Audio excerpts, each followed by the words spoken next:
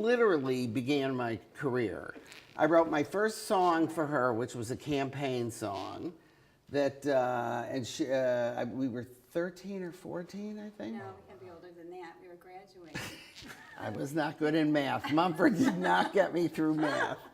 We were about to graduate. Okay, That's so good enough. 16, 17. Let's lie. And I wrote her campaign song, and I also then made all her posters, which hung all over, the school. Yeah. Yeah. So so the campaign song was the first. So she's there, and I'm here. So there we are. Let me take this. Let me get a good look at this here. Okay, Sherry. Sherry. Allie, who my name was Alta back then.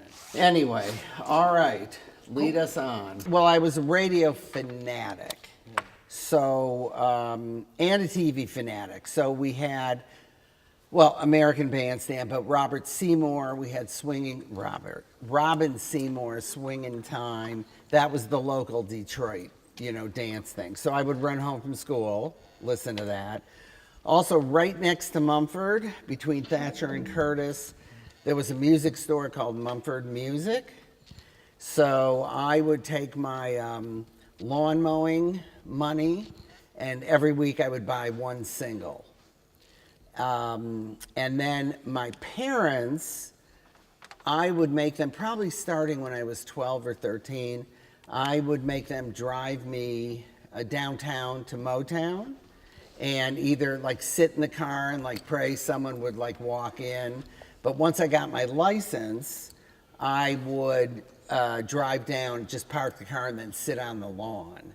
And you could hear, because it was just those two little houses, you could hear the music coming through the walls. So things like the sounds that it carried, bass, drums, background vocals, I would hear that stuff way before it would come out. So by the time some of these records came out, it was like I already knew the background. Mumford at that time was very mixed, probably 50-50, but I remember it still being very segregated. I mean, everyone was friendly, but I don't remember groups of mixed friends. I remember being at camp in 1962 and writing a postcard to Berry Gordy, thanking him for being such a great ambassador to the city.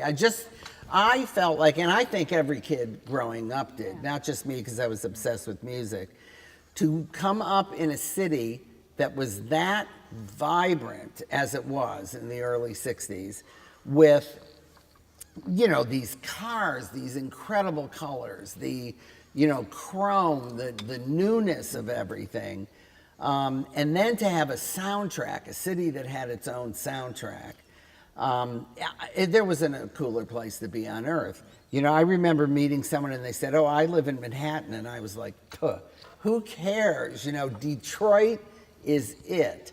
So it was just this incredible place to grow up in this incredible time. But I just remember thinking that I was the luckiest person in the world to be within feet of where Motown was happening, because it just overtook the culture and brought races together and still does, like nothing else.